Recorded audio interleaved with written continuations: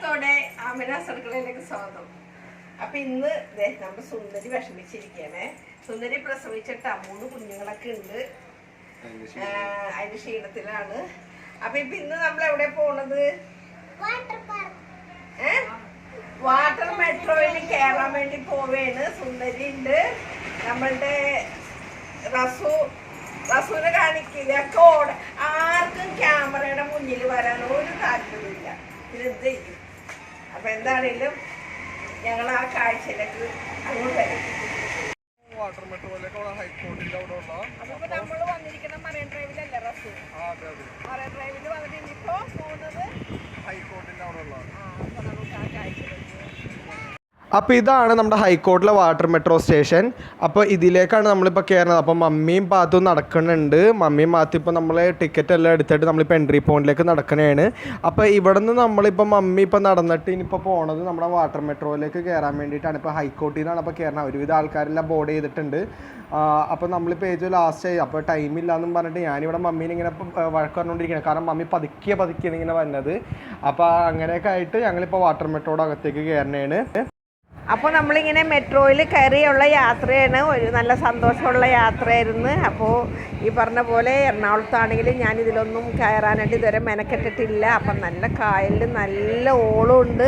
അതനുസരിച്ച് ഇങ്ങനെ നല്ല തിരയോടുകൂടി ഇങ്ങനെയുള്ള യാത്ര അപ്പോൾ നല്ല ഒരു അനുഭവമായിരുന്നു. പിന്നെ അതെല്ലാം അങ്ങനെ ഞങ്ങൾ വൈപ്പിനിൽ വന്നിറങ്ങി അവിടെയും കുറച്ച് കാഴ്ചകളൊക്കെ ഞങ്ങൾ കണ്ടു. പിന്നെ അതിൻ്റെ ഇടയ്ക്ക് ഹോട്ടലിൽ കയറി ഫുഡൊക്കെ കഴിച്ചു. അതൊന്നും പിന്നെ വീഡിയോയിൽ ഞങ്ങൾ കൊണ്ടുവന്നില്ല. അപ്പോൾ ഇന്നും പറയുന്ന പോലെ തന്നെ നമ്മളുടെ കിച്ചണിലെ കാഴ്ചകൾ ഇനി നമുക്ക് കാണാം. അപ്പോൾ ഞാനിവിടെ ഒരു മൺചട്ടി വെച്ചിട്ടുണ്ട്. നമുക്കൊന്ന് ഗ്യാസൊക്കെ ഒന്ന് കത്തിക്കാം. ഗ്യാസ് കത്തിച്ചിട്ടുണ്ട്. ഇനി നമുക്ക് ഇതിലോട്ട് കുറച്ച് വെളിച്ചെണ്ണ ഒഴിച്ചു കൊടുക്കാം. കുറച്ച് വെളിച്ചെണ്ണ മതിയേ. 1 ടീസ്പൂൺ വെളിച്ചെണ്ണ ഞാൻ ഒഴിച്ചിട്ടുള്ളൂ കേട്ടോ. എന്നിട്ട് ഇതൊന്നങ്ങനെ ചുറ്റിച്ചിട്ട് നമുക്കിതുപോലെ ഒന്ന് വെക്കാം. ഇതിലോട്ട് ഞാൻ കുറച്ച് ഇങ്ങനെ ഇഞ്ചി ഇങ്ങനെ പൊടിയായിട്ട് വളരെ പൊടിയായിട്ട് അരിഞ്ഞെടുത്തതാണ്. ഇത് നമുക്ക് ഇതിലോട്ടാണ് ഇട്ട് കൊടുക്കാം. നല്ല പോലെ പൊടിയായിട്ടാണ് അരിഞ്ഞിരിക്കുന്നത് കേട്ടോ. നല്ല അസലായിട്ട് പൊടിയായിട്ടുണ്ട്. എന്നിട്ട് ഇത് നമുക്കിതൊന്ന് നല്ല പോലെ ഒന്ന് ഇഞ്ചിയിൽ കിടന്ന് നല്ല പോലെ ഒന്ന് വറുത്തെടുക്കണം. നല്ല ഇതെന്താ പറയുക, നല്ലൊരു ഗോൾഡൻ കളർ ആവുന്ന വരെ നമ്മളൊന്ന് വറുത്തെടുക്കണം. ഇതിൽ കിടന്നിട്ട് തന്നെ ശരിക്കും ഇതൊരുവിധം വാടി വരുമ്പോൾ നമുക്കിനി ഇതിലോട്ട് നമുക്കിതിൽ മുളക് ചേർക്കേണ്ടതാണ്. പച്ചമുളക് കൂടി ഇട്ടിട്ട് നല്ല പോലെ ഒന്ന് വഴറ്റിയെടുക്കേണ്ടതാണ്. അപ്പോൾ ഇത് നല്ല പോലെ ഒന്ന് മൊരിഞ്ഞ് ഇതുപോലെ വാടി വരുന്നുണ്ട്. കണ്ടില്ലേ? ഇതിലോട്ട് തന്നെ അത് വളരെ പൊടിയായിട്ട് അരിഞ്ഞത് കൊണ്ടിട്ടാണ് ഇത്ര പെട്ടെന്ന് ഇതിൻ്റെ കളറിങ്ങനെ മാറുന്നത്. ഇതിലോട്ട് ഞാൻ എടുത്തിരിക്കുന്നത് നല്ല പഴുത്ത പച്ചമുളകായിരുന്നേ. അതാണ് ഞാൻ ഇട്ട് കൊടുത്തിരിക്കുന്നത്. അതും ഇതിലോട്ടാണ് ഇട്ട് കൊടുക്കാം.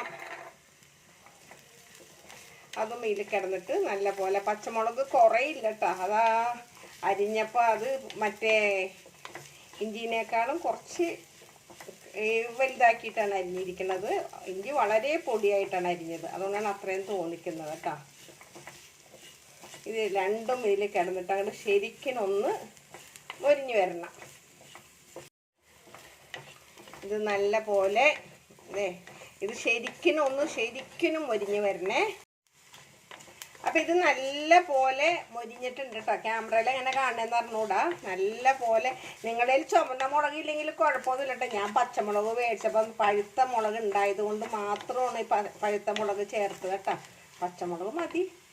അപ്പം ഇതിലോട്ട് ഞാൻ ആവശ്യത്തിനുള്ള പുളിവെള്ളം എടുത്ത് തയ്യാറാക്കി വെച്ചിട്ടുണ്ടായിരുന്നു. ഈ പുളിവെള്ളം ഇതിലോട്ടാണ് ഒഴിച്ചു കൊടുക്കുകയാണ്.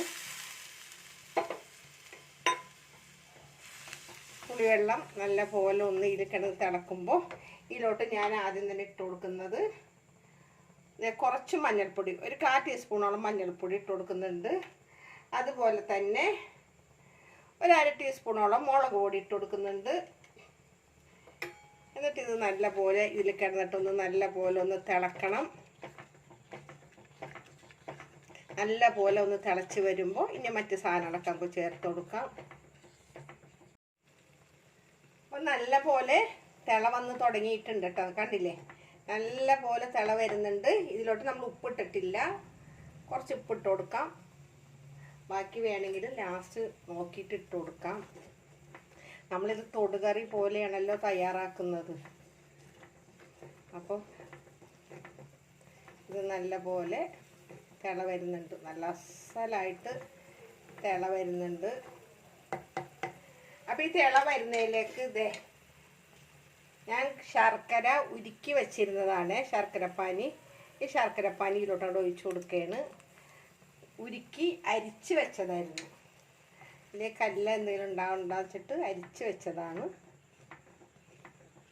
ഇനി ഇതിൽ കിടന്നിട്ട് നല്ല അസലായിട്ട് ശർക്കരയും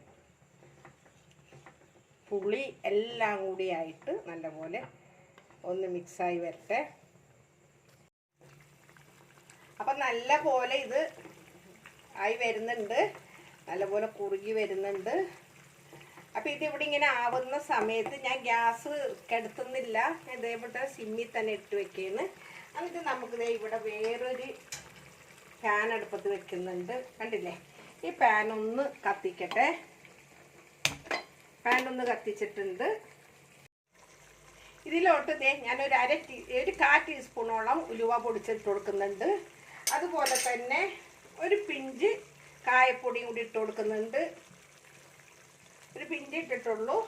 ഇനി വീണ്ടും നമുക്കിത് ഈ പാനിലോട്ട് കുറച്ച് വെളിച്ചെണ്ണ ഒഴിച്ചു കൊടുക്കാം. രണ്ടടുപ്പ് ഒരുപോലെ അടിക്കണേ, കുറച്ച് ഒഴിച്ചു കൊടുക്കുന്നുണ്ട്. അപ്പോൾ ഈ ഇതൊന്ന് ചൂടായിട്ട് വരട്ടെ. ഇതിലോട്ട് നമുക്ക് കുറച്ച് കടുക് ഇട്ട് കൊടുക്കാം. കടുക് നല്ല പോലെ ഒന്ന് പൊട്ടി വരട്ടെ. ഇതിലോട്ട് നമുക്ക് കുറച്ച് കറിവേപ്പില ഇട്ട് കൊടുക്കാം. കറിവേപ്പില നമ്മൾ ഇതുവരെ ഇട്ടിട്ടുണ്ടായിരുന്നില്ല. അപ്പോൾ കറിവേപ്പിലയും കടുകും നല്ലപോലെ പൊട്ടി കറിവേപ്പില നല്ലപോലെ ഒന്ന് മൊരിഞ്ഞ് വരട്ടെ. ഇതിൽ വേണമെങ്കിൽ നിങ്ങൾക്ക് ഒരു വറ്റൽ മുളകൊക്കെ ഇടാം. ഞാനത് ഇടുന്നില്ല, അത്യാവശ്യം മുളകൊക്കെ ഇട്ടിട്ടുണ്ടല്ലോ. പിന്നെ അത് ഓവർ മുളകാക്കണ്ട. അപ്പോൾ നമുക്ക് ഇനി ഇതിലോട്ടാണ് ഒഴിച്ചു കൊടുക്കാം. അപ്പോൾ നമ്മളുടെ കറി ഇതിലോട്ടാണ് ഒഴിച്ചു കൊടുക്കുന്നത്. ഈ വറവ് ഇതൊക്കെ ഇട്ടിട്ട് ഞാൻ ഇതിൻ്റെ ഗ്യാസ് അങ്ങോട്ട് ഓഫ് ചെയ്യും. അല്ലെങ്കിൽ ഇപ്പോൾ ഞാൻ ഒരു 5 മിനിറ്റ് കഴിഞ്ഞിട്ട് നിങ്ങളുടെ മുന്നിലോട്ട് ഇത് കൊണ്ടുവരാം. ഞാൻ ഗ്യാസ് ഓഫ് ചെയ്തിട്ട് ഈ ചട്ടിയിൽ നിന്ന് മാറ്റട്ടെ. അപ്പം നമ്മളുടെ കറി ഇവിടെ നല്ല പോലെ കുറുകിയിട്ടുണ്ട്, കണ്ടില്ലേ. ഇനിയിപ്പോൾ ഒന്നും കൂടി ഇത് ചൂടാറിയിട്ടില്ല, ചൂടുണ്ട്. ചൂടാറി കഴിയുമ്പോൾ വീണ്ടും ഒന്നുകൂടി കുറുകും. അപ്പോൾ തീർച്ചയായിട്ടും ഇതൊക്കെ വിഷു കഴിഞ്ഞിട്ടാണ് എൻ്റെ വീഡിയോ വരുന്നതെങ്കിലും ഇതുപോലെ ഒന്ന് ട്രൈ ചെയ്ത് നോക്കിയിട്ട് അഭിപ്രായങ്ങളൊക്കെ ഒന്ന് പറയണം. അപ്പോൾ ഒരിക്കൽ കൂടെ നിങ്ങളോട് എല്ലാവരും നന്ദി പറഞ്ഞ് നിങ്ങളുടെ സ്വന്തം മാമി താത്ത. Okay bye, thank you.